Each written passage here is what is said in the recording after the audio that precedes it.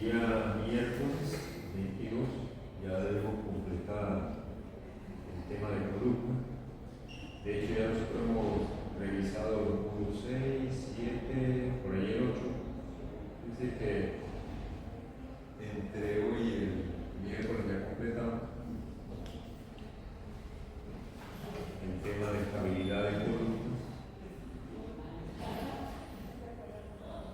Y hay una modificación aquí, está bien, ¿no? La prueba la estamos pasando para el día 8, ¿verdad? Sí. Que hagan este ajuste aquí.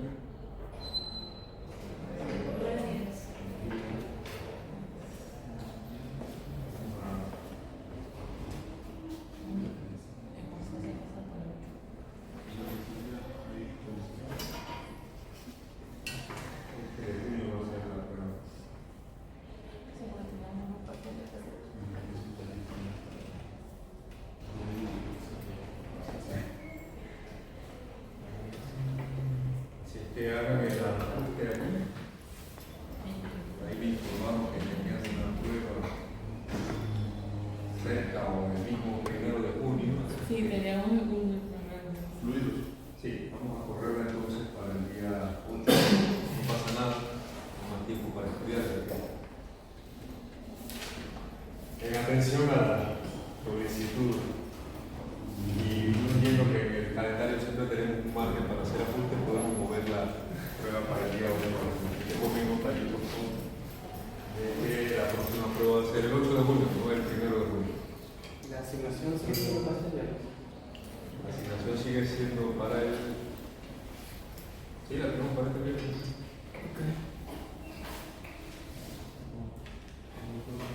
Ok, preguntas. El primero se fue. Tienen una práctica también, ¿verdad?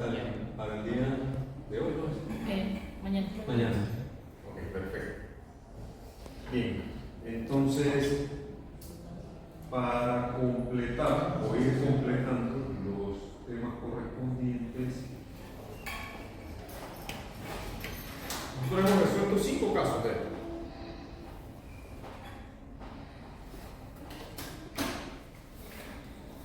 Para resumir nada más lo que hemos planteado como casos ideales, podríamos llamarle.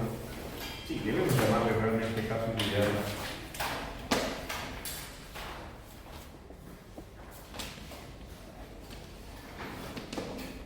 Casos de estabilidad de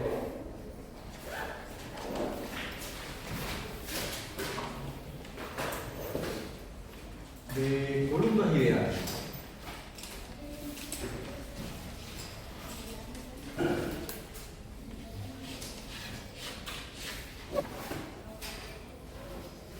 Vimos hasta el momento 5.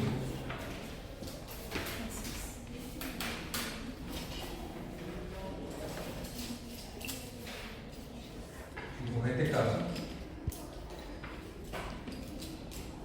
Vimos este caso.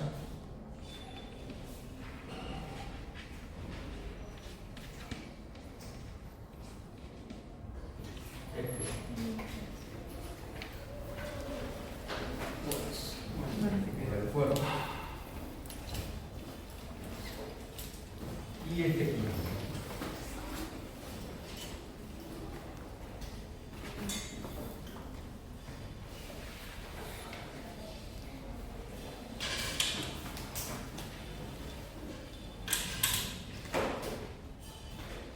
Y recordamos la deformación del primer modo.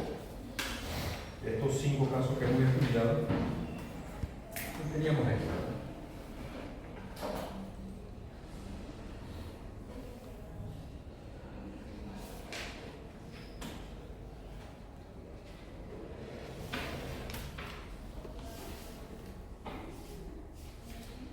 Y por aquí habíamos determinado la longitud efectiva.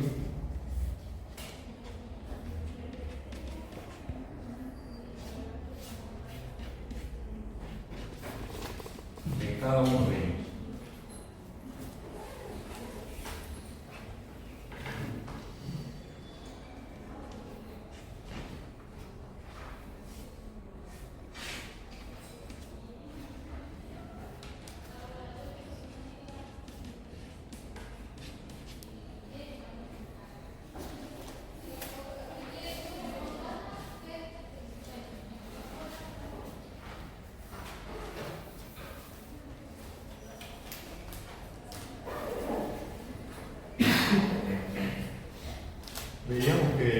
este caso la longitud efectiva era justamente la longitud de la columna. Aquí, entre los puntos de inflexión, voy a marcar aquí con una crucecita naranja los puntos de inflexión, ¿dónde están? Aquí la longitud efectiva era la mitad de la longitud del elemento, porque hay más rigidez. Entonces, en la medida que aumenta la rigidez, aumenta la carga crítica, hay más resistencia al pandeo, el sistema se hace más estable y la longitud efectiva disminuye. Eso es lo que ocurre cuando aumentamos la rigidez. En estos casos, puede ocurrir, como en el caso 3, en el caso 5, que la longitud efectiva sea mayor que la longitud del miembro. Eso ocurre en elementos muy esbeltos y en elementos con poca rigidez. Es decir, que la longitud efectiva puede ser inclusive mayor que la longitud del miembro. En estos casos hay que tenerles cuidado. Aquí inclusive cuando tenemos una rigidez menor que infinito, que sería el caso 3, si la rigidez del resorte fuera infinito, por supuesto la longitud efectiva va a ser inclusive mayor que el doble. Ya que a medida que va aumentando la flexibilidad del elemento, el elemento se va volviendo más esbelto y menos estable. Por aquí el punto inflexible está por acá abajo.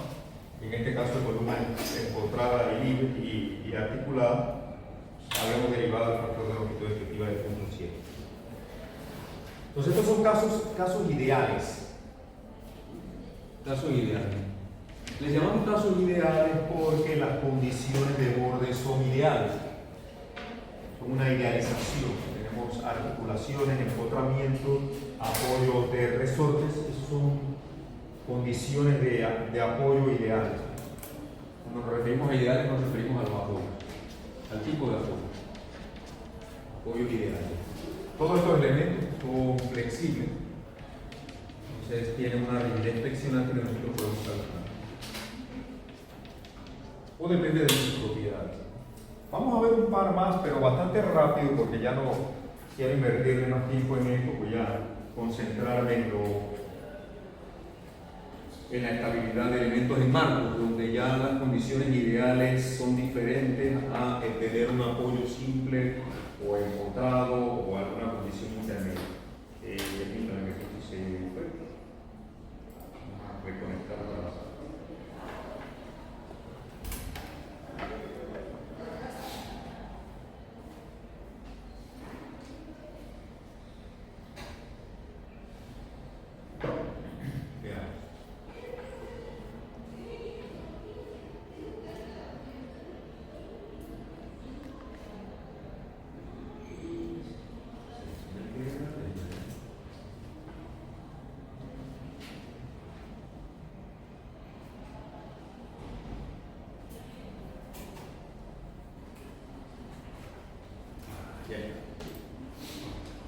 Sí. Ya habíamos visto inclusive que en el caso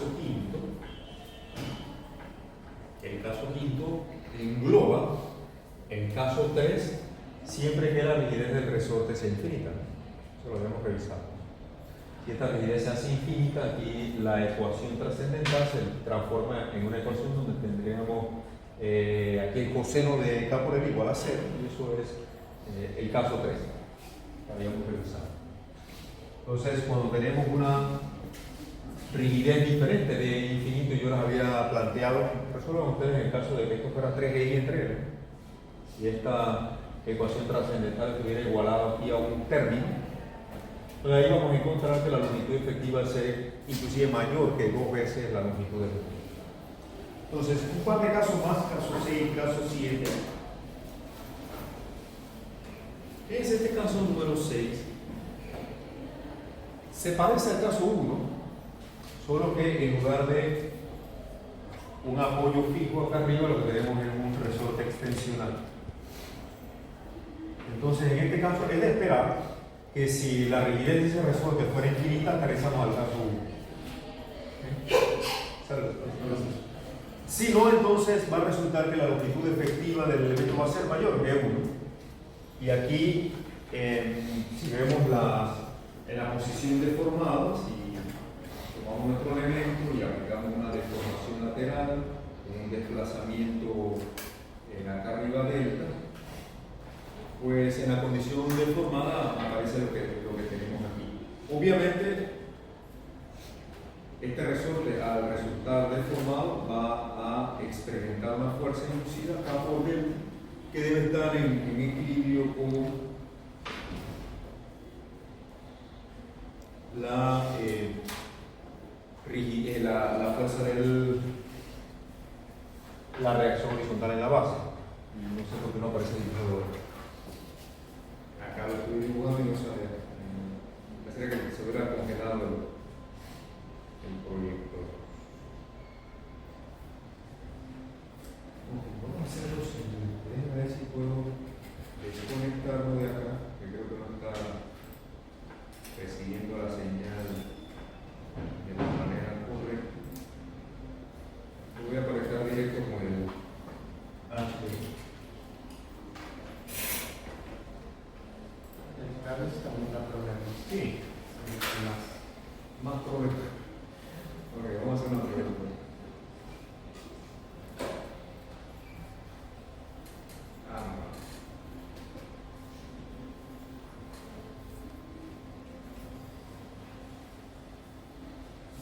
De repente la vibración del pequeño temblor que hubo esta mañana activó algo o desactivó algo ahí. ¿Lo sintieron?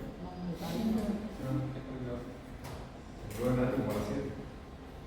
Pero 4.0, una cosquillita en la corteza terrestre. No se asume con eso. ¿No lo sintieron?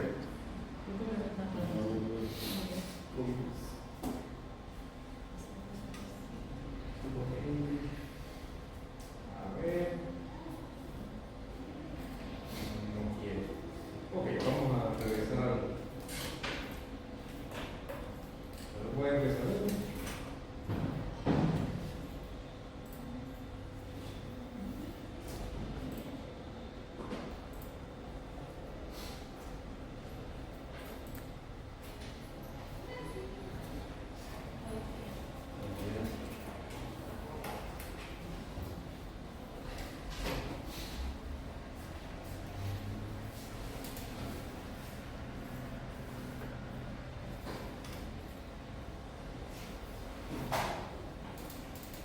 Estamos adquiriendo, bueno, para ponerlo en contexto, para que esto se active, estamos adquiriendo un set de nuevos proyectores para los salones digitales que el profesor va a poder utilizar aquí, no marcadores de tinta, sino marcador digital. Vamos a instalar aquí, ustedes ven como el que está en el salón de dibujo, hay uno aquí que es digital, y ese permite, una vez terminada la clase, toda la imagen queda registrada, todo el desarrollo de la clase queda registrado en la pizarra electrónica y se le puede mandar un PDF a todos ustedes. No tengan que estar tomando fotos. Vamos a hacer con el que tomamos fotos.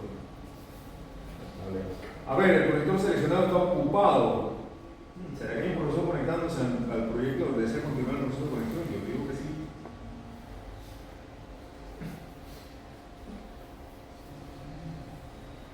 Vamos a ver si podemos hacer algo.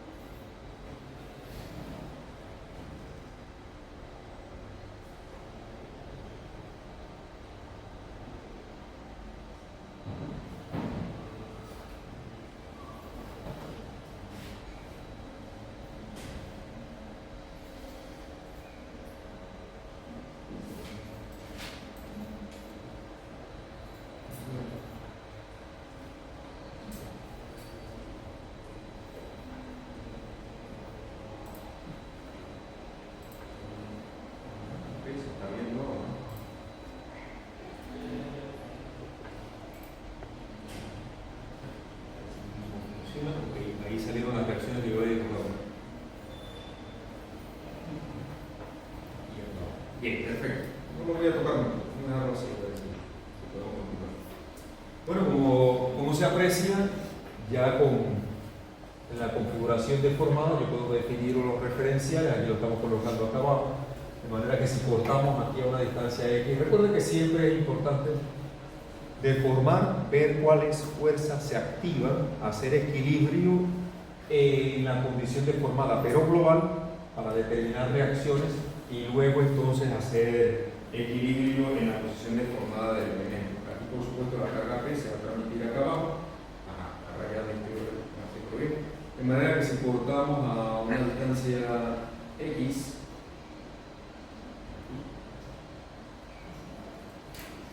pues nos encontramos con esta configuración.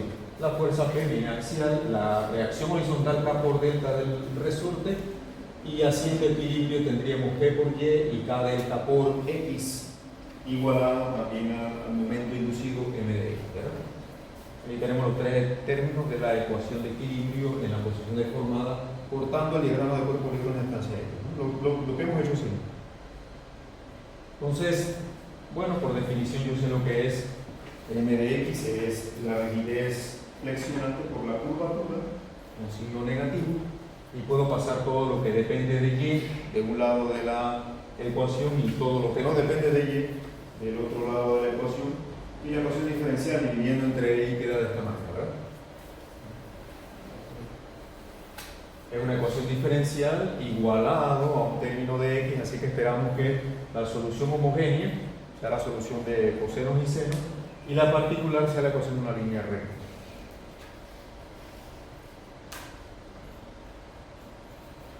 Introduciendo nuestro parámetro auxiliar K cuadrado,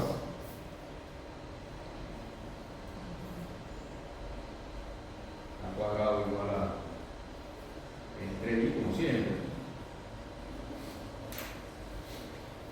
Nuestra expresión tiene como solución, la ecuación diferencial, la parte homogénea, la solución de senos y cosenos, y la parte particular, que va a ser la ecuación de una línea recta. Resolvemos siempre primero la ecuación particular, y al reemplazar en la ecuación diferencial, al diferenciar esto dos veces, la segunda derivada es 0, nos quedaría K cuadrado por Y, que es C3X más C4, igualado al término K delta X entre Y. De allí, cuando igualo términos libres, C4 es igual a 0 y C3, cancelando, es K delta entre P, lo que hemos hecho siempre. De manera que la solución general va a tener esta forma. Esta es la solución homogénea de senos y cosenos hasta aquí, y la solución particular que acabo de encontrar. Aquí hay tres constantes que debemos resolver, C1, C2 y delta, aplicando las condiciones de borde. Observe que las condiciones de borde, ¿cuáles serían? Yo tengo que aplicar tres condiciones de borde. Yo tengo que cuando X es 0, Y es 0, que es una. Cuando X es L, Y es delta, como le llamen. Y hay un equilibrio global donde P por delta, K delta por L quieren aplicar el mismo momento acá abajo. Es decir, yo puedo hacer momento acá abajo y tendría P por delta, K delta por L, cada uno con su signo, y eso me permite una ecuación de condición de equilibrio. Ahí lo tenemos. Cuando X es 0, Y es 0, cuando X es L, Y es delta, y el equilibrio global P por delta, K delta por L, sería el momento que hace la reacción desde allá arriba al punto inferior, y nos produce entonces estas tres ecuaciones de condición que me van a permitir resolver para C1, C2 y delta. Al reemplazarlas, reemplazo 0 en Y y X y 0 en X, y obtengo que C2 es 0, así que este término desaparece. Y al plantear las otras dos condiciones, tendríamos entonces lo siguiente. Si reemplazo delta en Y y L en X, la ecuación entonces me queda de esta forma. Entonces puedo relacionar C y delta, C1 y delta, ¿no? Yo puedo expresar C1 en términos de delta. Y la tercera condición, interesante, la tercera condición directamente me permite encontrar una carga crítica. Una carga crítica. Este problema va a tener dos cargas críticas. Y es interesante porque, voy a colocarlo aquí como caso quinto, que siempre me gusta mostrarlo porque es un caso interesante. El caso número 6.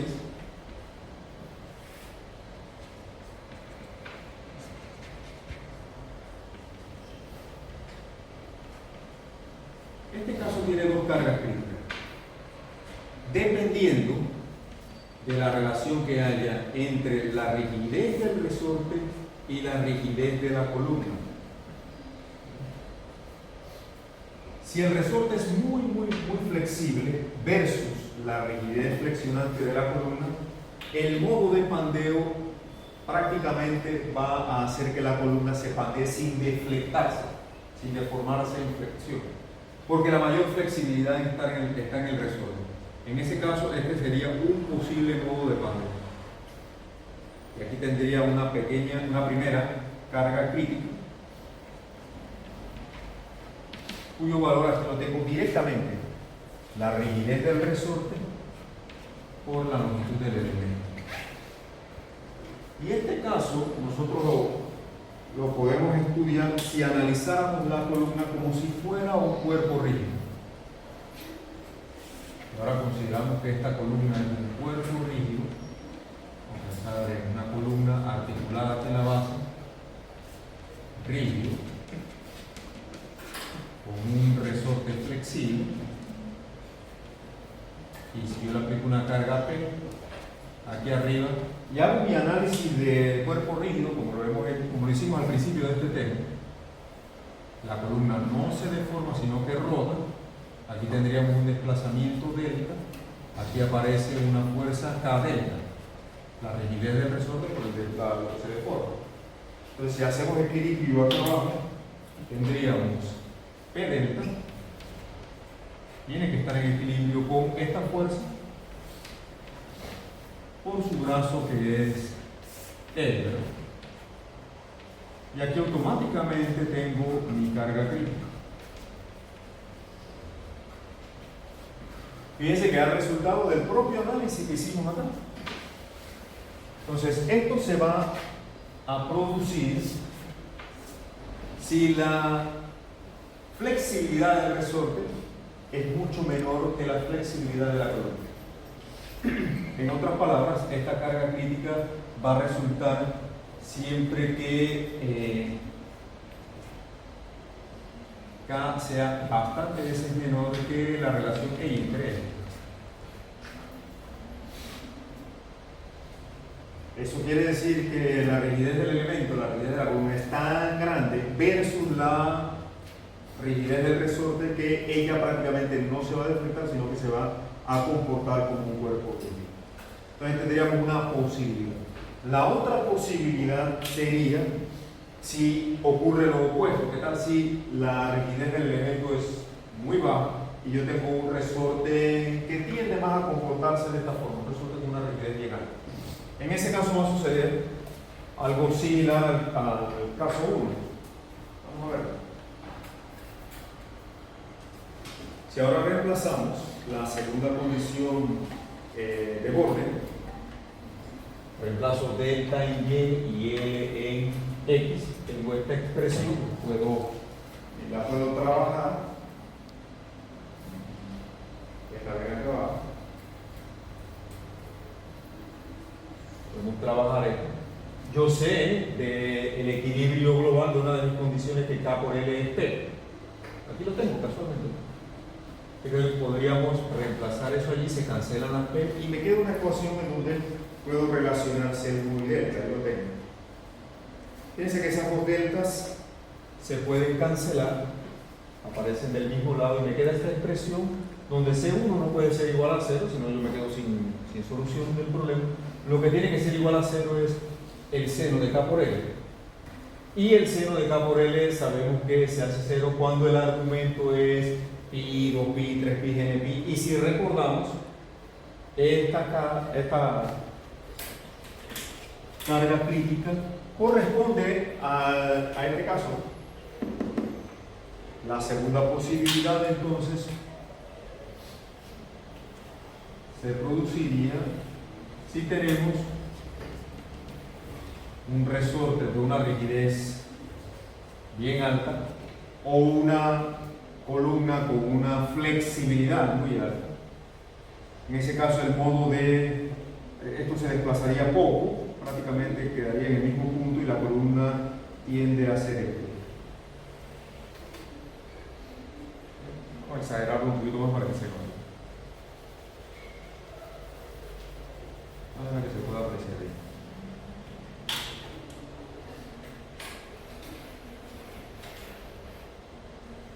Poca deformación y en ese caso la carga crítica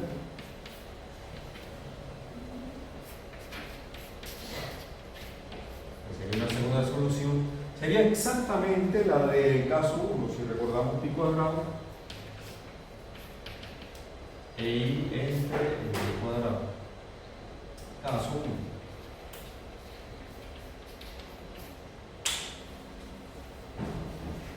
Y esto sería para cuando yo tengo una relación lo opuesto de acá, ¿no? La rigidez del resorte sería mucho mayor que la relación I entre la columna, ¿sí?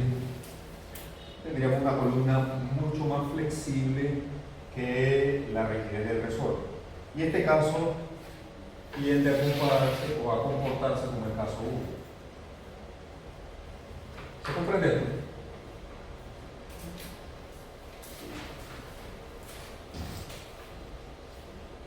¿Preguntas?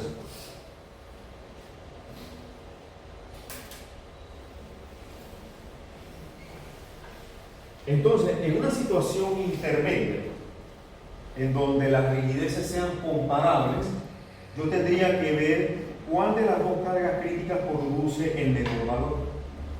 Y esa sería la que controlaría. Si no lo sé inicialmente, lo que yo puedo calcular es en un problema numérico cuánto es la carga crítica que se produce con el producto de la rigidez del resorte y la longitud, cuánto es la carga crítica que se produce de pi cuadrado e I entre L cuadrado, comparar las dos y la menor de las dos es la que va a controlar el pandeo del elemento.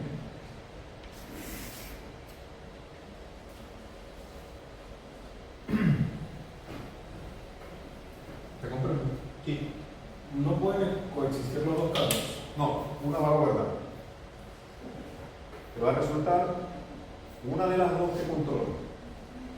Numéricamente nosotros podemos reemplazar el valor de esta rigidez, de la longitud, voy a tener un valor de carga crítica. Numéricamente yo puedo reemplazar el valor de modo de elasticidad, momento de inercia y la longitud y calcular una segunda. La menor de las dos es la que va a controlar el pandeo. Si es el caso 1, ya yo sé que la columna, el elemento se va a pandear como cuerpo rígido y la mayor deformación se va a producir en el resorte porque él es mucho más flexible. Si lo que está gobernando es la carga crítica 2, yo sé que el modo de pandeo va a ser entonces de deflexión de la columna y poca carga axial del resorte porque es bastante más rígido.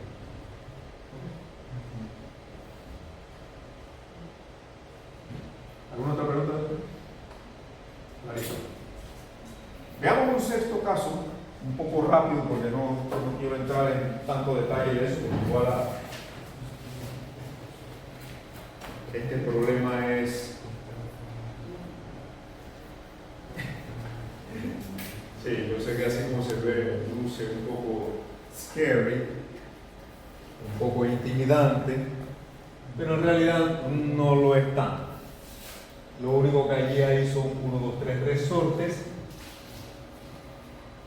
Y este caso le llamamos el caso general porque aglutina todos los casos que hay allá. Si la rigidez del resorte inferior, si todos los resortes, los 3 resortes fueran infinitamente rígidos, aterrizamos al caso 2, ¿cierto? ¿Sí? Aterrizaríamos al caso 2 de empotramiento arriba y abajo. Si desaparecen los 2 resortes de arriba y yo nada más me quedo con el resorte de abajo, ¿eso es caso? ¿Cuál? El quinto, ¿verdad? Si desaparecen los resortes de arriba y solamente me quedo con el de abajo, sería el caso quinto. Si CA y CB son ceros y K, el resorte extensional allá arriba es infinito, ¿qué caso es? CA y CB cero y K infinito.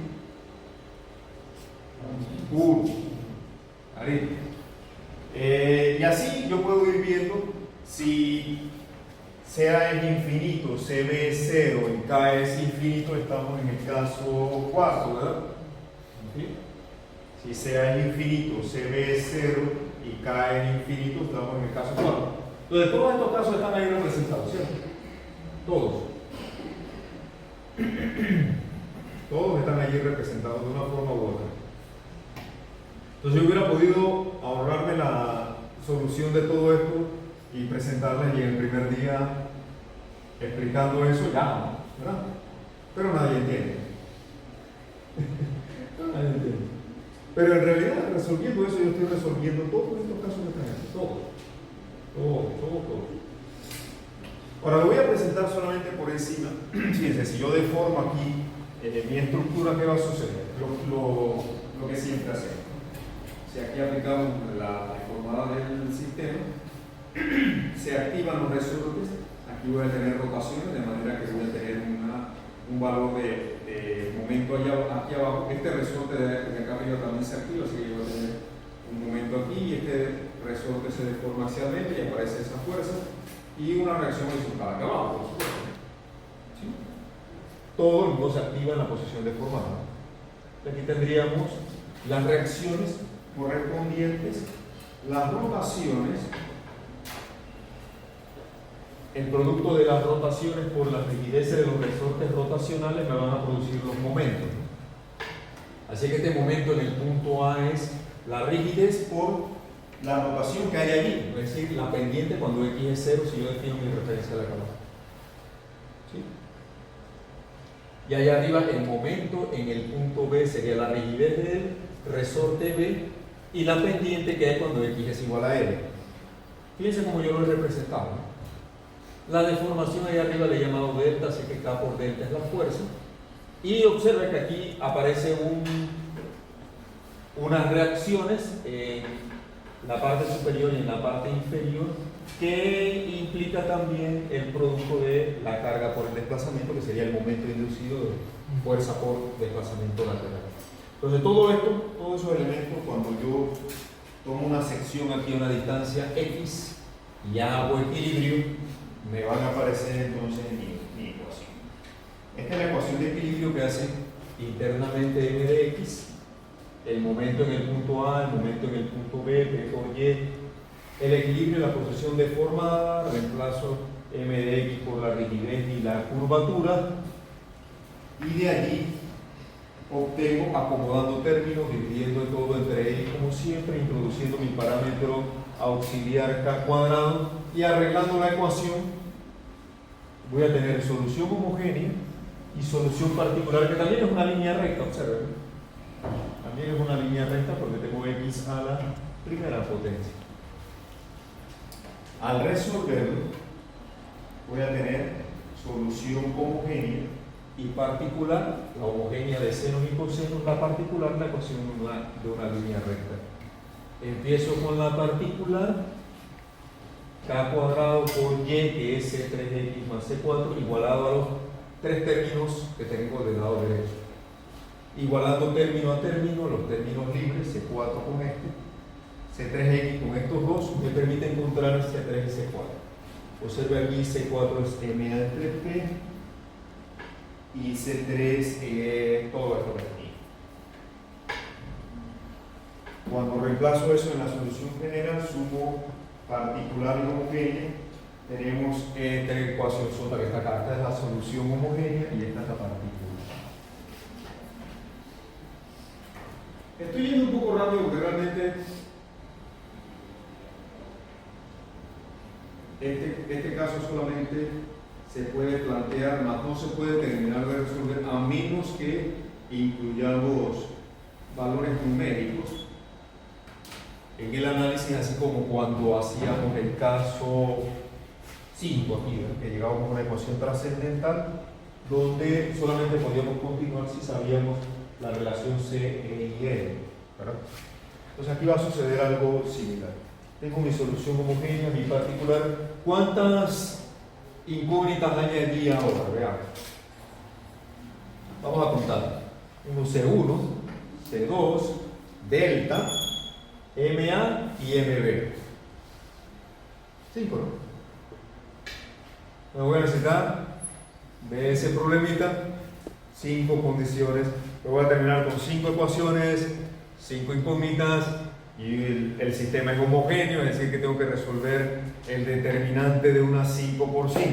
A menos que en el camino encuentre una de las incógnitas y me falten las otras 4 y entonces termino con un determinante de una 4 por 4 que si yo se lo pongo a hacer numéricamente o a mano, no creo que terminemos quizás en un par de días. Si el determinante es una 3x3 ya toma un poquito de tiempo, ¿no? Utilizando la regla de Farrow-Kramer, ¿no? Ahora imagínense una de 4x4 o de 5x5. Hay que buscar la matriz adjunta, dividir eso entre el menor, ustedes saben, ¿no? Los determinantes 2x2. Lo que está hecho en el cálculo 3. Bueno, ahí están las 5 condiciones de borde. Si mi referencial está abajo, las 5 condiciones de borde entre condiciones de borde geométricas y de equilibrio. Yo tengo que cuando X es 0, Y es 0, cuando X es L, Y es delta. Son mis condiciones de borde de equilibrio, geométricas. Son condiciones de borde geométricas. Y estas 3 son condiciones de borde de equilibrio.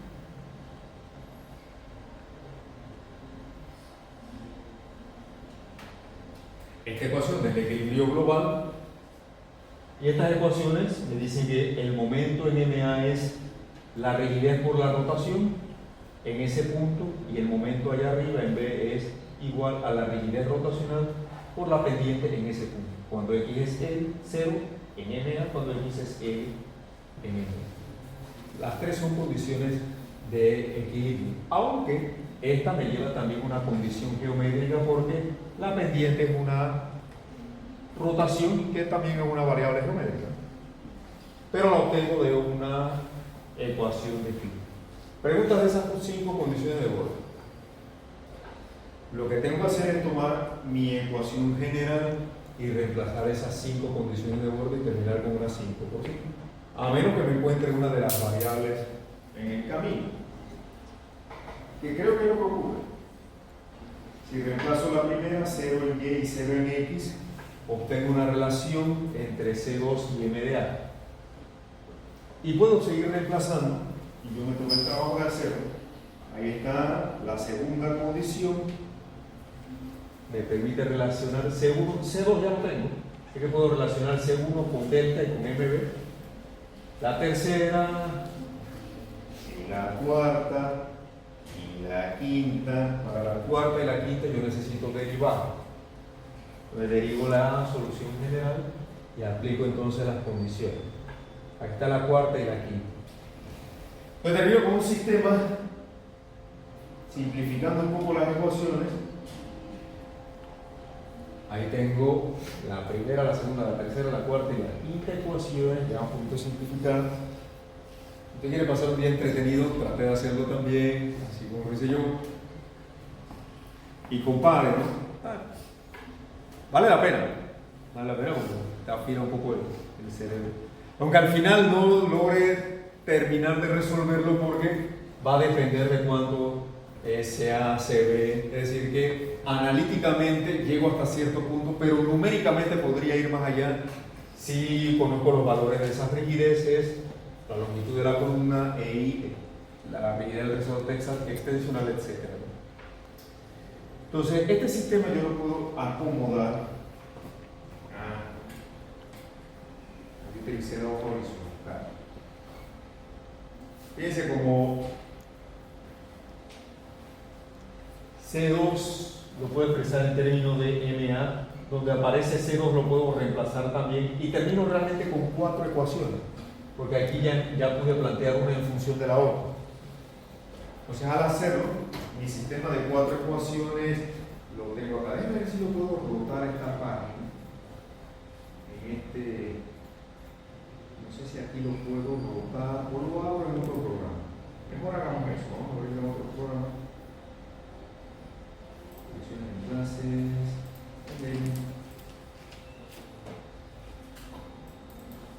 En la clase en módulo 8.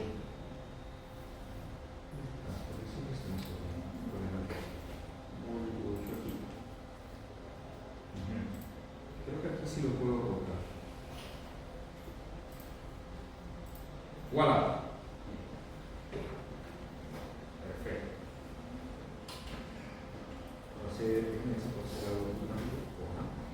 Sí. Lo que he hecho es reemplazar C2 donde aparece C2. Aquí aparece C2. Y creo que por ahí aparece en otro lado también. Entonces, terminamos con 4 ecuaciones, con 4 incógnitas, cuyas incógnitas serían ¿quiénes?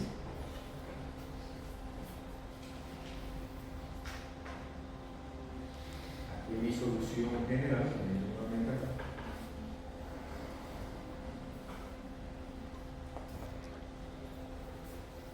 C2 ya está en función de MA y MB, o en este caso MB. Entonces me quedaría con incógnitas C1, delta, MA y MB. O si lo queremos ordenar diferente, C1, MA, MB y delta. Esas serían mis 4 puntos. C1, MA, MB y delta. Y así es como lo hemos planteado en el sistema matricial que tenemos aquí. C1, MA, MB y delta son mis incógnitas y los términos que las acompañan. Todo igualado a 0, es decir que el sistema es homogéneo. Por supuesto, más allá de este sistema yo no puedo ir porque necesitaría numéricamente valores, ¿no? Pero para resolverlo, yo necesitaría hacer el determinante de esa matriz, ¿no? Y resolver el problema de eigenvalores que resulta. Entonces necesitaría el valor de la rigidez de los resortes, la longitud de la columna, CA, CB, K, para poder entonces resolver esto y encontrar la carga crítica. La carga crítica, observen que está metida ahí, ¿no? Recuerda que estos problemas lo que buscan es calcular la carga crítica.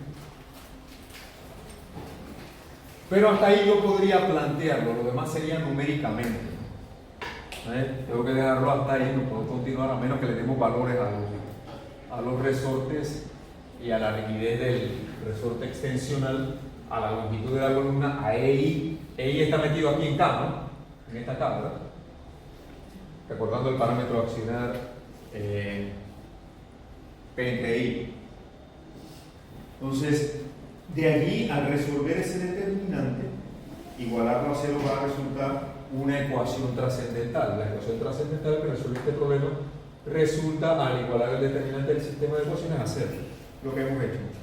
Pero más allá de allí yo no puedo exprimir este problema, tendría que dejarlo expresado de esa forma. Pero es un caso interesante. Si comenzamos a sustituir los valores correspondientes a rigideces infinitas, aterrizamos, o rigideces cero, aterrizamos a los casos ideales que tenemos aquí. Pero más allá de ello tendría que dejarlo planteado hasta ahí. ¿Preguntas? Pregunta de...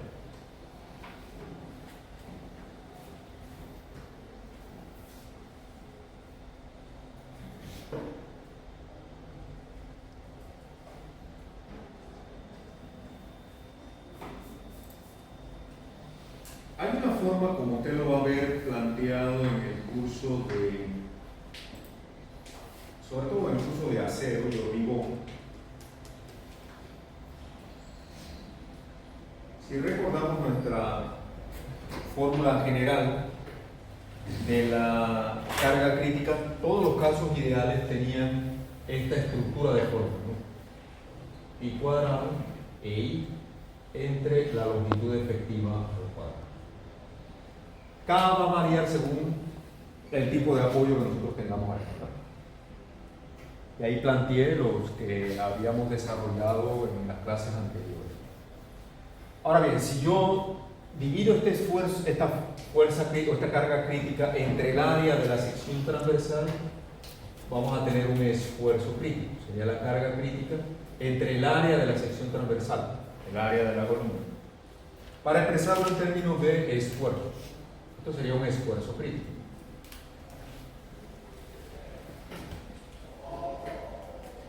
Y si tomamos esta ecuación y dividimos entre el área de la sección transversal, nos quedaría de esta manera. Y aquí aparece un parámetro conocido por ustedes de estática. ¿Cómo fue su curso de estática? Un curso de un nivel óptimo. ¿Cuál es la relación entre el momento de inercia y el área? Estática.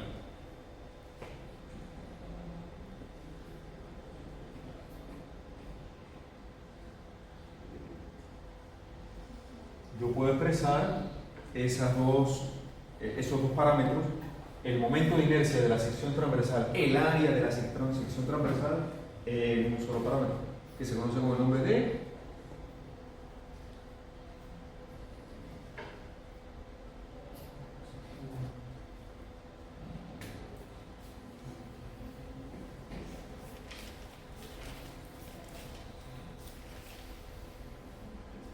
radio de giro. Radio de giro. ¿Por qué radio? Porque en unidades de longitud. Radio de giro. Entonces, el radio de giro al cuadrado es lo que tengo allí.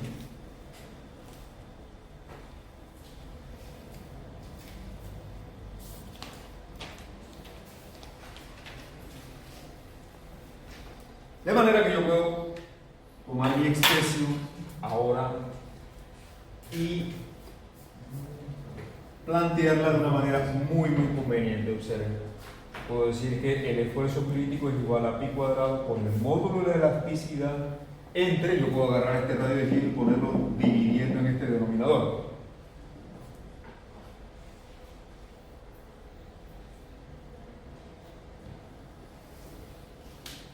Y esa fórmula es muy conveniente para propósitos de diseño y la vamos a utilizar muchísimo en el curso, sobre todo en estructuras metálicas,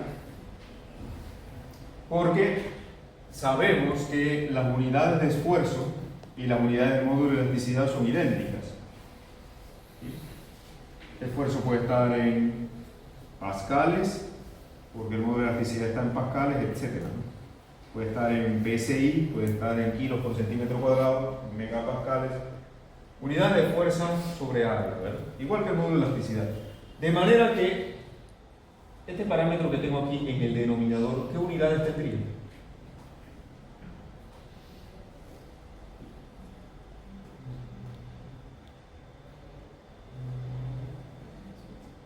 Yo tengo longitud y tengo longitud aquí, ¿verdad? Porque esto es un radio. Este es un parámetro adimensional que se conoce con el nombre de razón de esbeltez.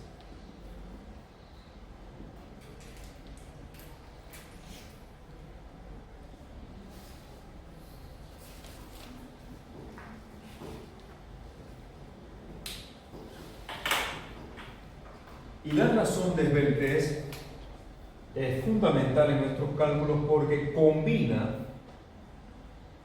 las propiedades que denotan cuán robusto o cuán esbelta es una columna. Por un lado tengo la longitud efectiva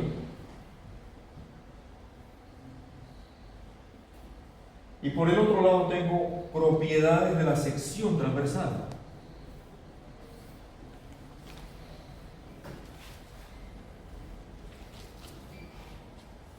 ¿Por qué esto es importante? Esto es importante porque uno de los dos parámetros por sí solo no es suficiente para determinar si un elemento es esbelto o robusto. Porque yo puedo tener dos columnas de la misma longitud. Vamos a suponer esta columna con esta longitud. Y exactamente yo puedo tener otra columna con la misma longitud, pero con una sección transversal mucho mayor.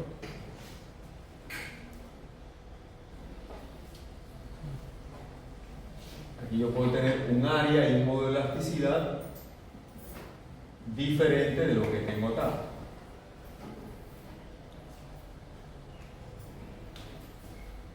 Podemos tener el mismo módulo de elasticidad. Yo puedo tener un área aquí y un área acá distintas. La carga crítica que van a soportar estas columnas, carga crítica de la columna 1 y la carga crítica de la columna 2 son completamente diferentes, a pesar de que tienen la misma longitud. Y usted lo puede observar, ¿no?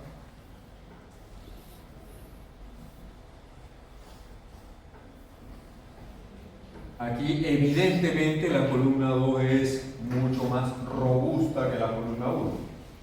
Evidentemente la columna 1 es mucho más esbelta que la columna 2. Y esto se aplica hasta en la estética. Usted ve dos personas del mismo tamaño y una puede ser más esbelta que la otra. ¿Verdad? Eso es un término hasta estético. Inclusive usted puede ver un edificio alto y delgado y usted dice que esbelto es ese edificio. O lo puede ver el mismo edificio bajo y como aquel de al frente, ¿no? Es un edificio bajo, pero muy ancho en sección transversal, muy amplio en sección transversal. Compare esas dos estructuras, fíjense. Más o menos tienen el mismo alto el asta de la bandera y el edificio, ¿sí o no? Pero ve uno al lado, allá al frente, acá. ¿Está bien, no? ¿Sí?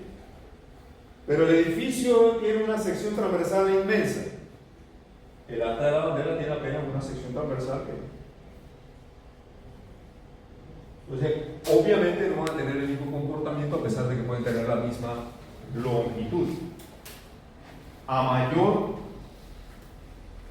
razón de esbeltez, menor será el esfuerzo crítico que hace que el elemento se pandee. Bien. A mayor área de sección transversal, reduce la esbeltez. El elemento se hace más robusto. ¿Se comprende? Entonces, si yo hiciera un gráfico, vamos a ver. Si yo hiciera un gráfico del esfuerzo crítico que resiste una columna versus la esbeltez o la razón de esbeltez, ¿cómo sería ese gráfico? ¿Qué sucede si la razón de esbeltez tiende a 0? Si esto va siendo cada vez más pequeño, más pequeño, más pequeño, más pequeño, más pequeño, o cada vez más robusto en área, va creciendo esto, ¿no? ¿Sí? El esfuerzo crítico es inversamente proporcional a la razón de esbeltez, es decir, que cuando esto tiende a infinito, esto tiende a, y cuando esto tiende a 0, esto tiende a. Bien, entonces él viene asintóticamente de allá, ¿sí o no? ¿Verdad? Y se va a acercar asintóticamente acá cuando la razón de esbeltez tiende a infinito. Entonces, uniendo esas dos rectas, nosotros podemos terminar con una cosa como esta. ¿Sí o no? Ahora, yo puedo tener un elemento de resistencia infinita. ¿Eso puede existir? Que realmente físicamente yo puedo hacer esto tan robusto que nunca va a fallar en compresión. Yo le puedo cargar el planeta Júpiter allá arriba de él y no lo pateo. ¿Ah? Pero después, obviamente no, va a llegar un momento en que se vence la capacidad de compresión del elemento y el elemento falla en compresión axial. Entonces esto va a tener un límite por aquí en algún lado. Por aquí en algún lado va a cambiar el comportamiento y en lugar de llegar hasta allá, pues vamos a alcanzar un valor por aquí.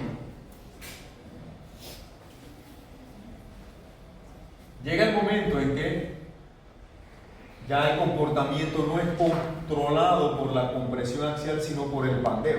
Entonces aquí hay dos modos de falla para una columna. Una columna puede fallar en esta zona por compresión axial. Falla por compresión. El material explota en compresión. ¿Está visto cuando se ensayan los cilindros de concreto? ¿Está bien? Eso nunca estalla, nunca explota, pero sí usted ve la falla y el desprendimiento y el agrietamiento del cilindro como se produce. Esa es una falla por compresión. Nunca va a haber el cilindro pandeado. ¿Ah? ¿Lo ha visto alguna vez? ¿De qué tamaño es un cilindro? Digo, pero lo utilizamos hasta para adornar los cordones. En esta universidad usted va a ver esos cilindros aquí en Tocumen y en todos los centros regionales, lo va a ver por todos lados. Todos esos cilindros que usted ve por ahí ya fueron ensayados. Esos todos están ensayados. Todos esos están ensayados. Si los volvemos a ensayar de nuevo, ya no pueden resistir más carga, porque ya todos están ensayados. La gente lo utiliza hasta para hacer maceteros en las casas, se los llevan. Nosotros los regalamos. Si usted quiere llevar su par, vaya a Tocumen y se los regalan, lo montan en su carro. ¿Cuánto pesa uno de esos? Lo ha cargado. ¿Qué dimensiones tienen? Hay de dos tipos. Hay los que tienen 15 centímetros de diámetro y 30 centímetros de profundidad. Y hay otros más pequeños que se utilizan para concreto de alta resistencia que tienen 10 centímetros de diámetro y 20 centímetros de profundidad. Esos son más chiquitos, ¿los ha visto? No hay nada. Los de 15 por 30 son los estándares, pero hay unos más pequeñitos. ¿Por qué el concreto de alta resistencia se prueba en cilindros de menor diámetro que los de concretos de resistencia normal? ¿Por qué? ¿Por qué?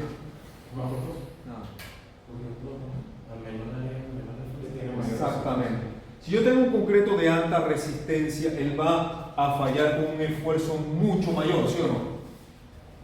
Entonces, la máquina que aplica esa carga también tiene limitaciones. No le puedo aplicar una carga infinita a eso. Entonces, debo reducir el área de la sección transversal para poder llevarlo a fase. Esa es la razón por la cual hay cilindros de prueba de 10 centímetros para concreto de alta resistencia o cilindros de 15 centímetros para concreto de resistencia normal. Normas. Entonces, más allá de un punto en el que ya la falla no se da por compresión, entramos en una zona donde la falla se produce por inestabilidad.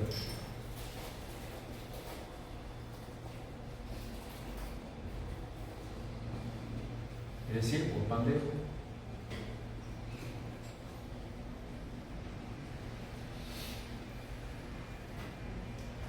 Y aquí todos los códigos del mundo ponen un límite.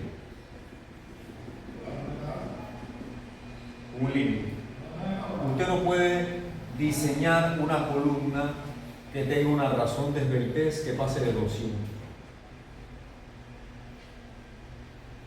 Esto es un límite de seguridad.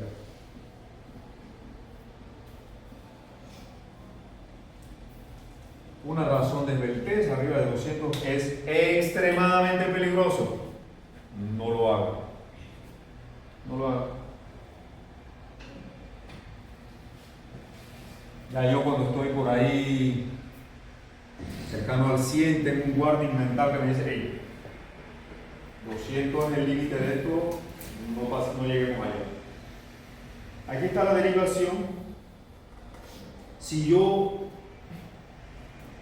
lo utilizo esta gráfica, aquí lo he idealizado, en realidad lo he idealizado a una recta por ahí. aunque el comportamiento realmente es curvilíneo, como vamos a ver en el siguiente módulo. Para el caso del acero estructural, un acero A36 tiene este comportamiento. El acero A36 va a tener un esfuerzo de cedencia de 36 kSI y él puede ceder en tensión o en compresión, es decir, que la resistencia máxima que esto puede tener sería la de cedencia en compresión.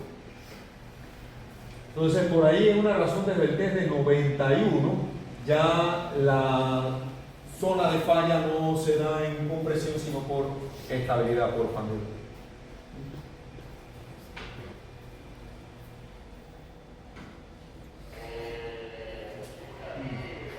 Preguntas. A esta curva se le conoce como curva de Euler. Curva de Euler.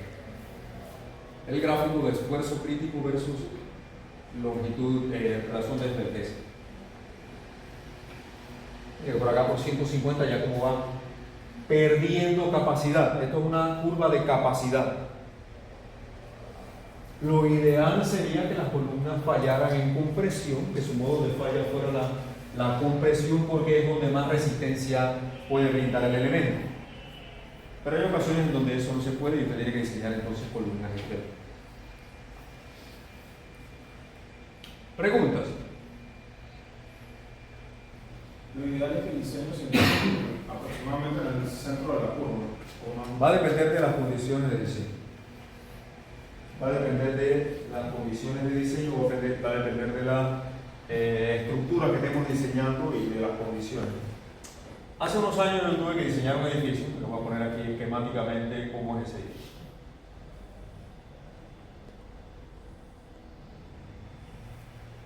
El tema nada más. Esto por supuesto es más complicado que esto. Era una cosa así.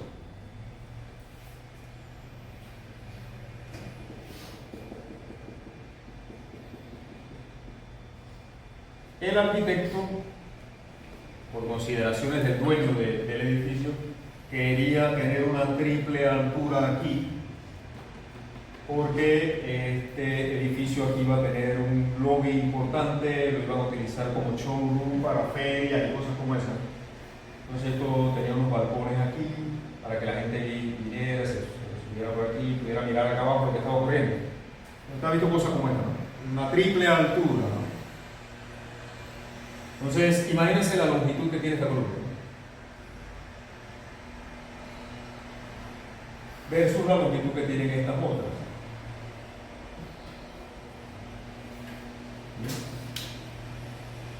Entonces, en el diseño, esto es un verdadero reto porque esta columna si falla es la falla del resto del edificio de ahí para arriba.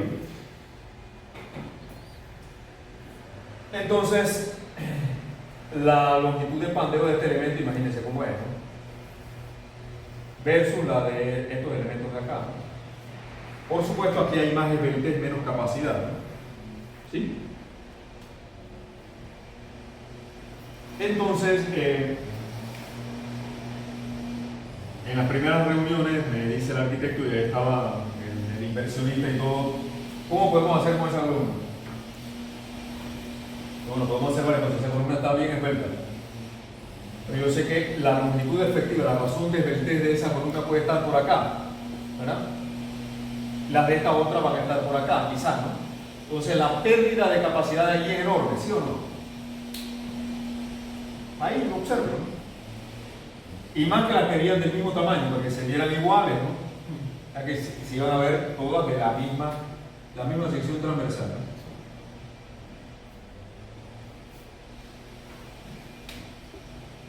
¿Qué me quedaba a mí como diseñador hacer? ¿Poner más columnas? ¿Perdón? ¿Poner más columnas? Aquí, pero si aquí esto lo quieren abierto, ¿dónde voy a meter yo más columnas ahí? Esto lo quieren abierto, esto es un showroom. Esto necesita, ahí hacen ferias y cosas, es un lobby enorme que hay ahí. Es más, tiene un candelabro aquí bien bonito y todo. Yo no puedo estar metiendo columnas ahí. No, Acá. ¿Ah? ¿Ah? Paralela a la misma columna. ¿Ah? Paralela a la misma columna. Paralela. Hacia acá. Hacia alto. Entonces, imagínense, Entonces eso significa más marcos, más de todo. Y además, si yo pongo más columnas así, también estoy reduciendo el espacio de esos marcos por acá, ¿sí o no? ¿Sí? Entonces yo pongo una columna aquí. Esa solución no era ni pensable, mejor no. ¿Qué me quedaba a mí entonces? Eso puede ser, pero cuando tú le dices a un arquitecto que va a aumentar los tamaños, de una vez está pensando en cuánto los ingenieros con el que trabajan.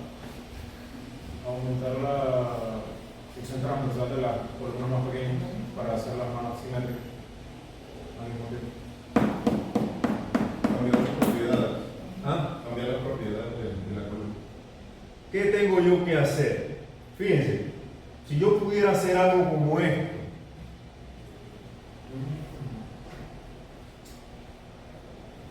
yo le dije al arquitecto, usted tendría algún problema, usted habla así en las reuniones, usted le deja la decisión al otro, porque si se equivocan, usted le puso la decisión la tomaron ellos.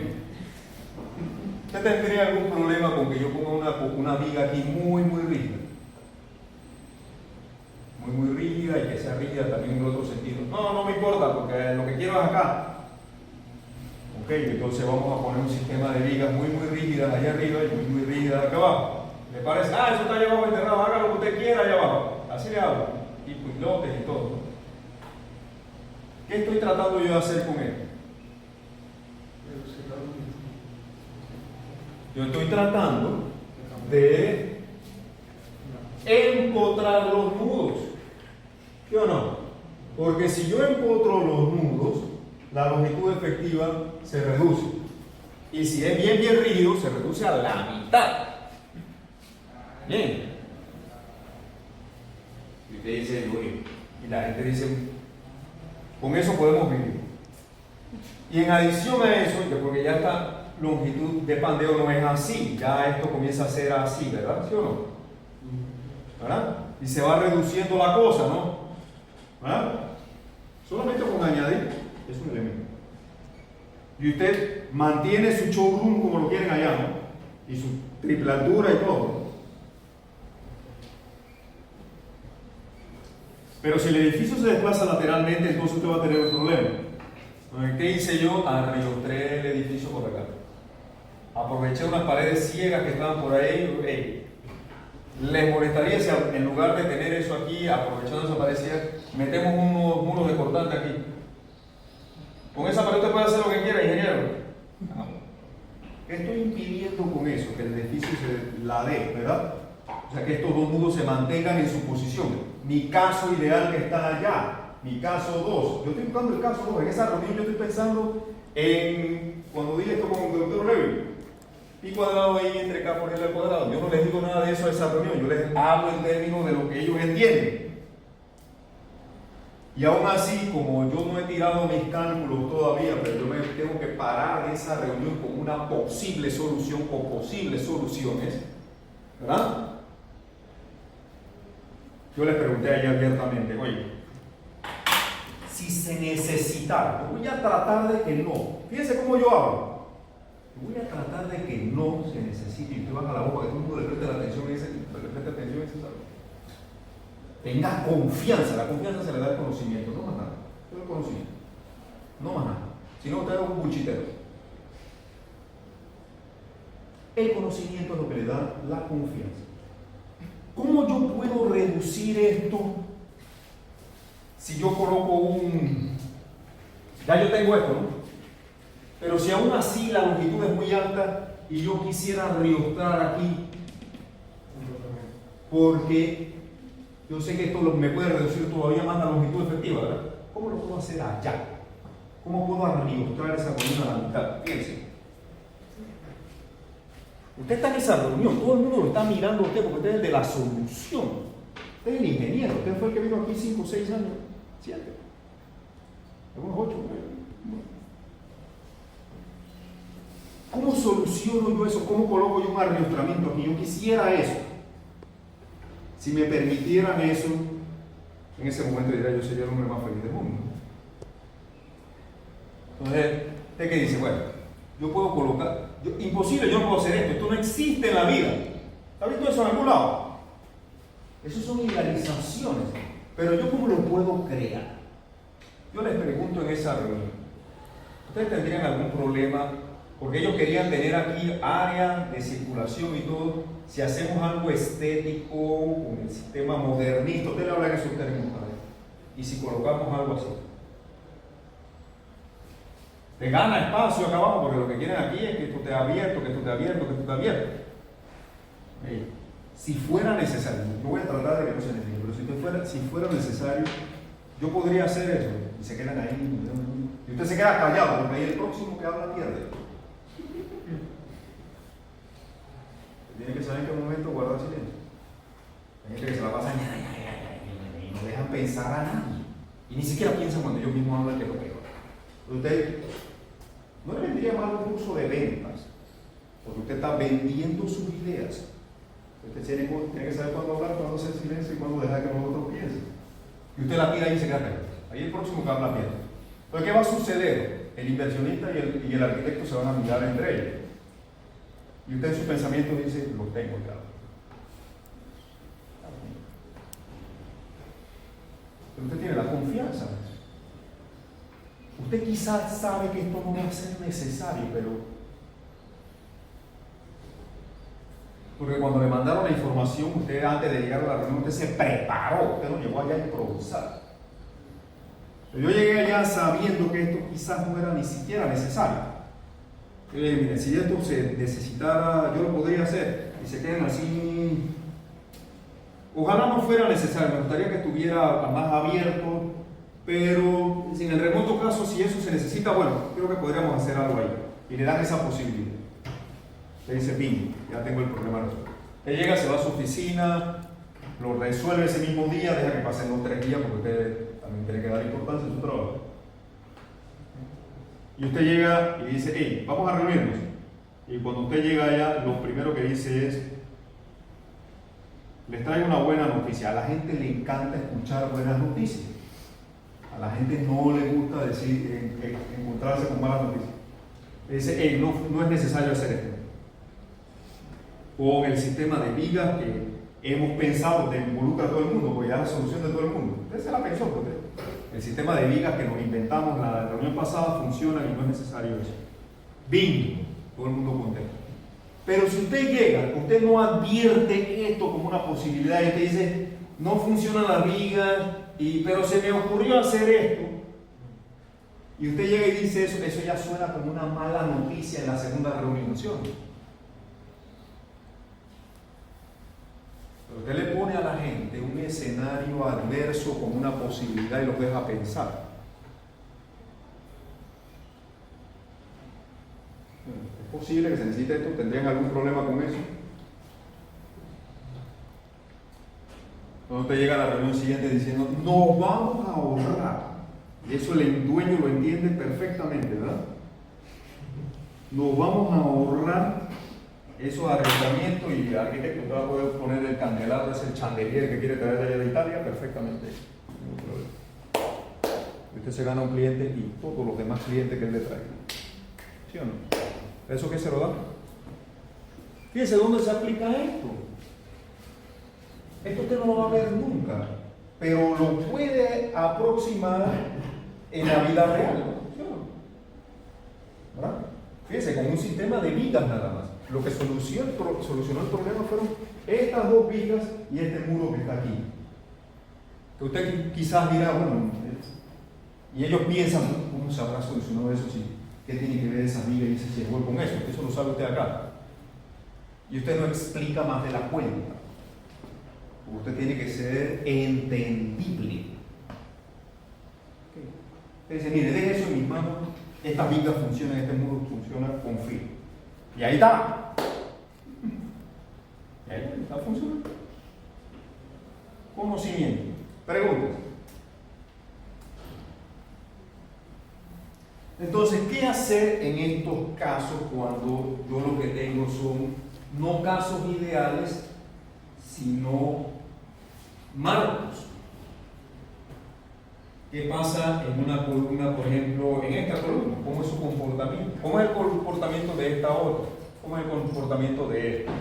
Donde lo que llega a los nudos no son apoyos como lo que tengo ya en casos ideales, Bueno, en esos casos la longitud efectiva Va a depender de la rigidez relativa de las columnas con respecto a las vigas que llegan a cada nudo.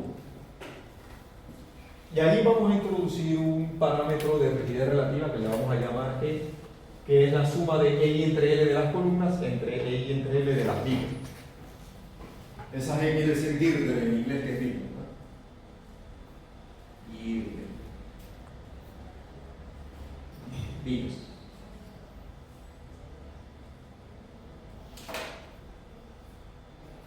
Si el módulo de elasticidad es el mismo, como normalmente sucede, que el módulo de elasticidad del concreto o del acero con el que están hechas las vigas y las columnas es el mismo, eso se cancela y nos queda una relación de rigidez e interlongitud de vigas y columnas.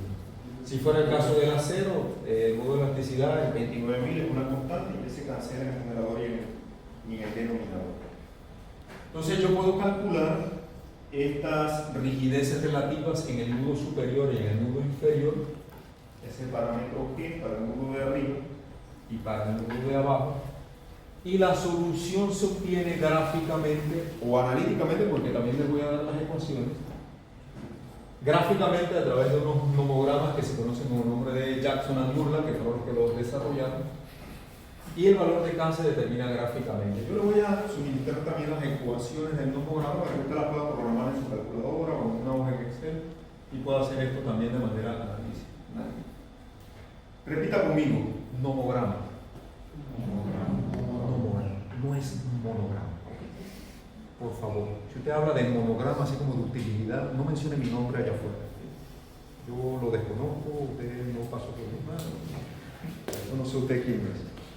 Nomograma. Se lo digo porque yo escucho a estudiantes a veces ya profesionales allá afuera hablando de monograma. ¿Quién es monograma? Quedan feos en usted, ¿no? Pero si él menciona y le pregunta ¿quién es su profesor? No diga Ramiro, por favor. Usted va a hablar de monogramas y de utilidad, no se acuerda de mí. Usted está por su cuenta ya. ¿Okay? Nomograma, eso es el nombre correcto de estas soluciones gráficas. En la planta baja, fíjense que el parámetro de rigidez relativa es I entre L de las columnas con respecto a I entre L de las vigas que llegan a un nudo, ¿no? Al nudo en cuestión. ¿Qué sucede en la zona de planta baja?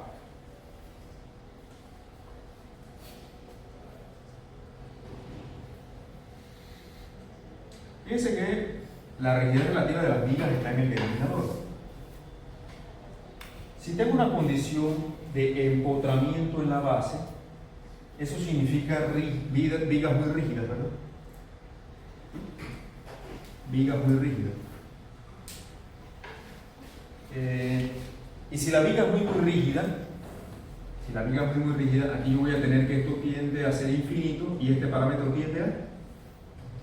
Aquí en este nudo esto tendería a infinito, perdón, el E entre L tiende a infinito, E entre L de las vigas tiende a infinito, y por lo tanto la rigidez de ese nudo tiende a cero, ¿verdad? Sí, porque está en el denominador. Entonces el código dice, no utilice cero porque cero es muy bajo, reemplácelo por un 1. Y si lo que tenemos es un apoyo simple, una articulación, la rigidez de las vigas tiende a cero, ¿no? Aquí, si yo veo esto como si fueran vigas, ahí la rigidez relativa de las vigas tiende a cero y por lo tanto el factor de rigidez relativa ahí tiende a infinito. Y el código dice, no, el infinito es muy alto, trabaje con vigas. Cuando digo el código, son los códigos de diseño. El código de diseño que vamos a utilizar después en los cursos profesionales de hormigón y estructuras metálicas. Entonces, en los casos ideales para las columnas de planta baja, si tenemos una columna articulada en la base, utilizamos G igual 10. Si está empotrada, pues podemos utilizar G igual 1. Modelación estructural. El tener acá abajo un empotramiento o un apoyo de bisagra va a depender de cuán rígida es su fundación. Por lo general, lo que yo hago es, si tengo un edificio cimentado sobre pilotes, Los pilotes son un sistema bastante rígido en la base. Yo utilizo un empotramiento en ese caso. Cuando tengo un sistema de pilotes. El pilote es bastante rígido en la base. Cuando lo que tengo son zapatas aisladas o zapatas superficiales, utilizo una articulación. Zapatas aisladas. Y me ha ido bastante bien con esto.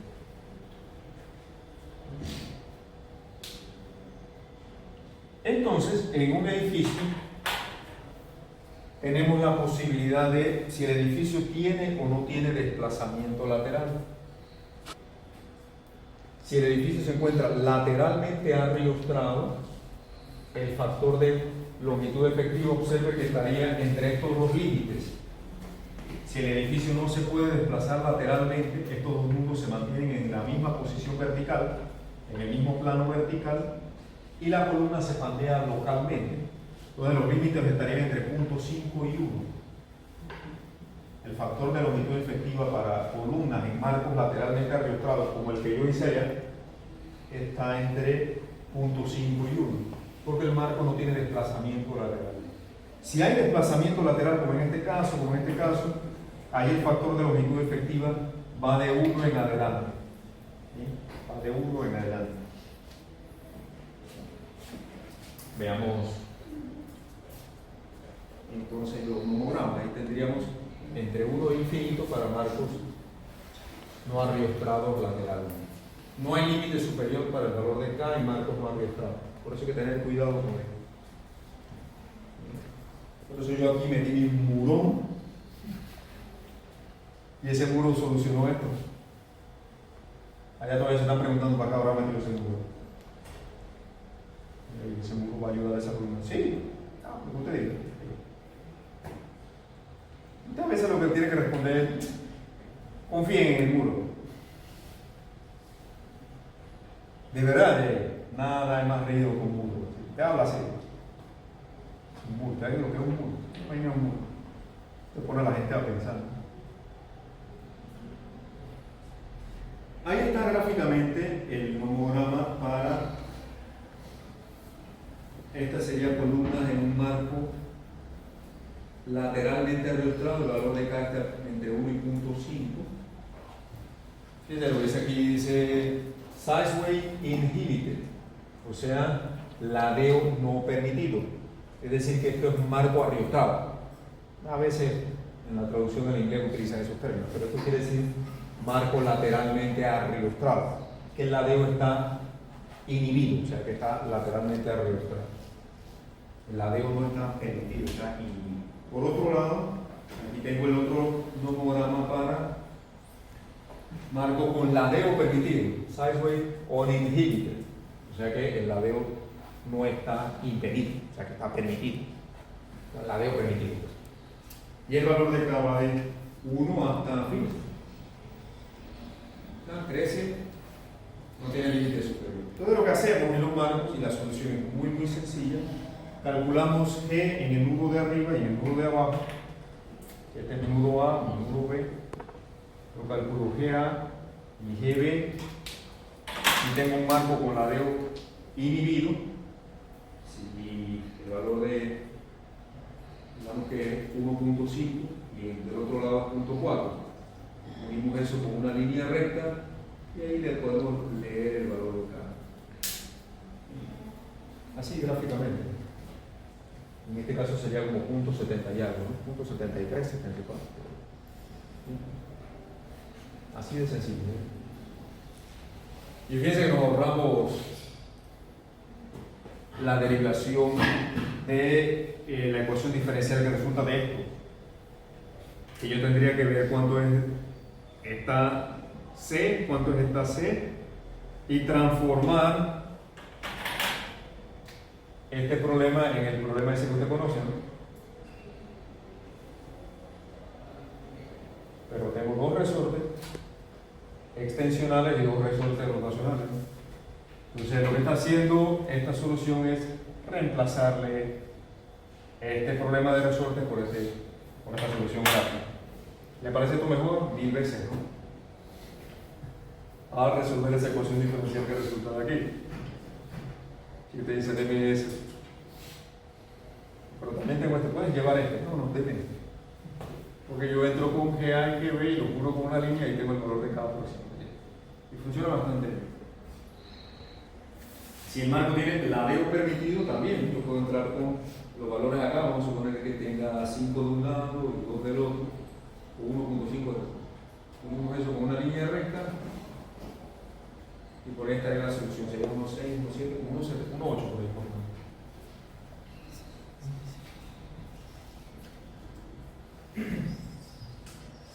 La solución de esas ecuaciones diferenciales producen estas ecuaciones que están aquí.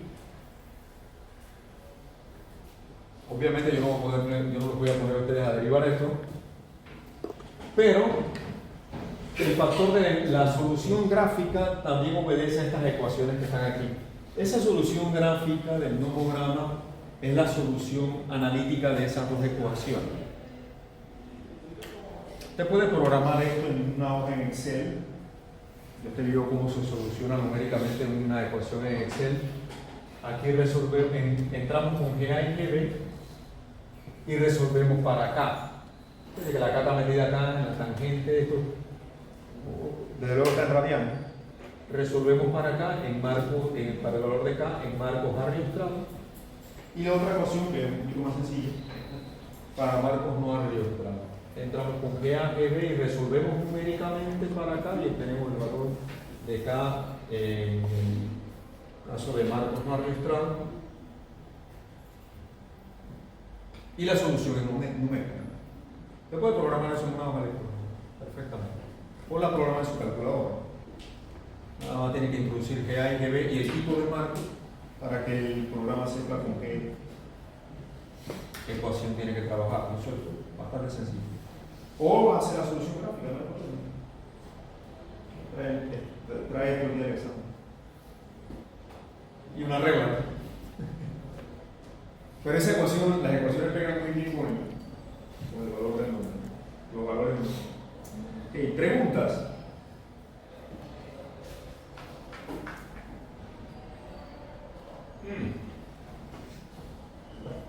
Hay una cosita más.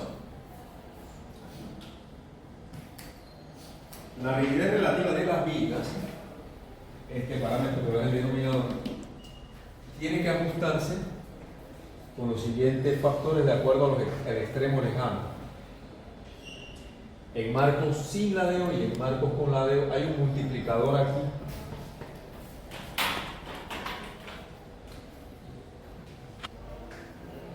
Y ese factor está entre 0.5 y 2, dependiendo si el extremo es alejado, es empotrado o articulado, o una conexión de pin, como a veces hay en los nudos, conexión de pin que no transmite momento. En marco con ladeo ese factor está entre 0.5 y 2 tercios, y en marco sin ladeo está entre 1.5 y 2.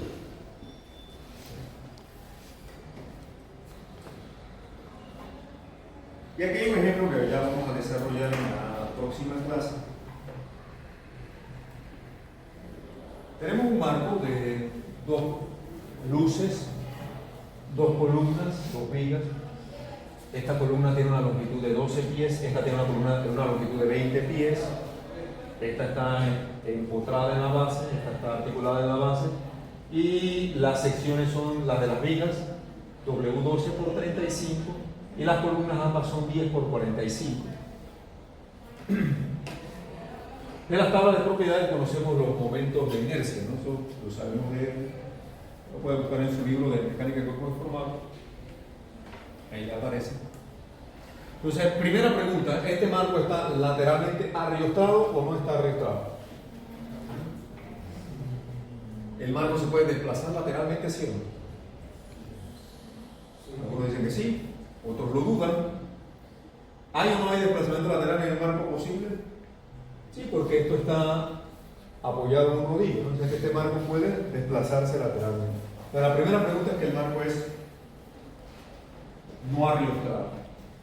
¿Cómo se deforma el sistema? Si es así, esta columna está fija en la base, puede hacer esto. Esta columna está articulada en la base, debe hacer esto, ¿no? Y nuestro sistema haría una cosa, ¿verdad? ¿Sí o no? Entonces, por aquí observo que voy a tener un punto de inflexión para esta columna de la izquierda. Y aquí mi punto de inflexión pues va a estar en otro lado, ¿no? Entonces, yo puedo calcular el factor de longitud efectiva para las columnas AB y CD. ¿Qué debo yo esperar? Que el factor de longitud efectiva de esta columna sea mayor que el de esta otra. Porque aquí hay más rigidez en el sistema, ¿se nota? Por el empotamiento. Pero eso lo puedo calcular en el nomograma. Por los nomogramas. Yo lo que tengo que hacer es calcular el factor de rigidez relativa de todos los números. Yo sé que aquí GA, como está empotrado, Si está empotrado es 1. y aquí si está articulado es 10. Y lo demás es calcular el valor de G en los nudos B y D. Calcular G en B y G en D. Y con ello entrar en el nomograma correspondiente. Con 1 y lo que resulte de acá para la K de la columna AB, con 10 y lo que resulte de aquí para la K de la columna C. Y ya con ese valor yo puedo venir y calcular la carga crítica, ¿no? O el esfuerzo crítico. Porque conozco el módulo de elasticidad, el momento de inercia de la columna, y esto es lo que ando buscando, ¿no? La longitud de la columna son 12 y 20 pies. ¿Ok? Yo puedo determinar directamente cuánto es la resistencia al pandeo que tiene esa columna. ¿Vale? ¿Preguntas? Y eso lo vamos a resolver ahí en la. Lo vamos a hacer en la próxima clase para ilustrar el uso del nomograma. Este tema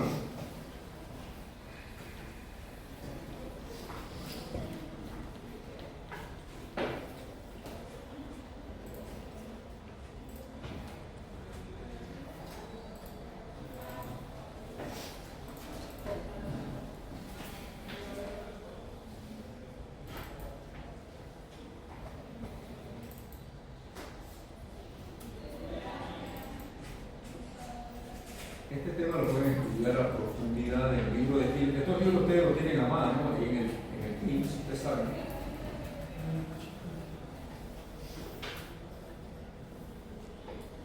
En el libro de Hibbeler lo va a encontrar en el capítulo 13, pandeo de columnas. En el libro de Kiera Timochenko lo va a encontrar en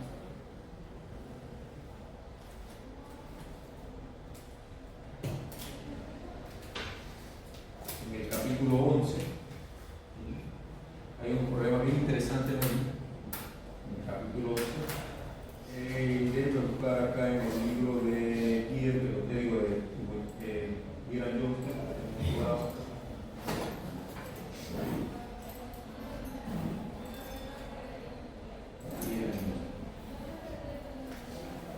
En el libro de Kieran Johnston lo va a encontrar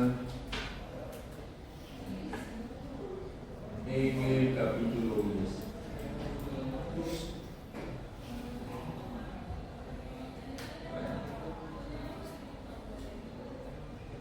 En el capítulo 10. Tiene hipervínculos allá.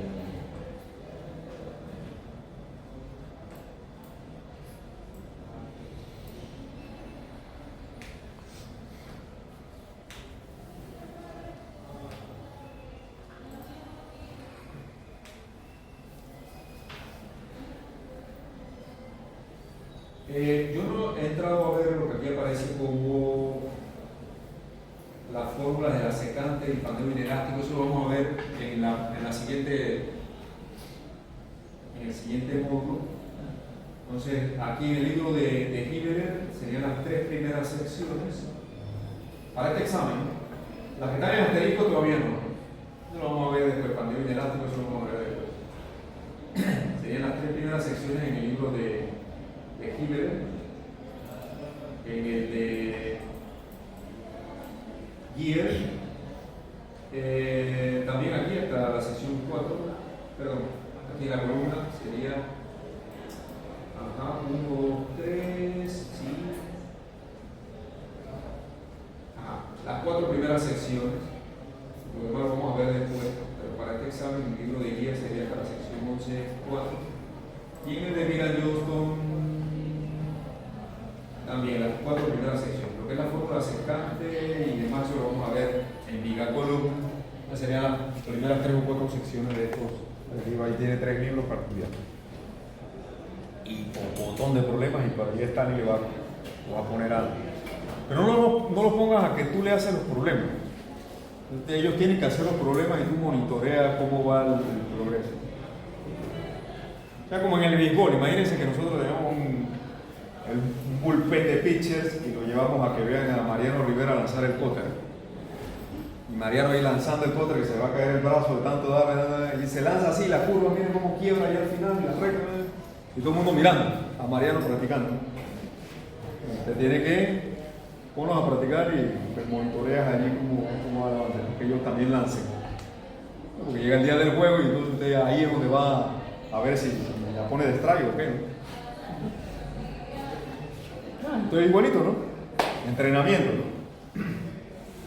Cientos de problemas para resolver. 3 libros. Por ahí creo que un poco más. Listo. Uy, estoy paso de... Bien. Vamos a quedar aquí por hoy. Nos vemos entonces en la clase de miércoles. Creo que le vamos a redondear ahí unas cuantas cosas de esto, pero el tema ya está cubierto.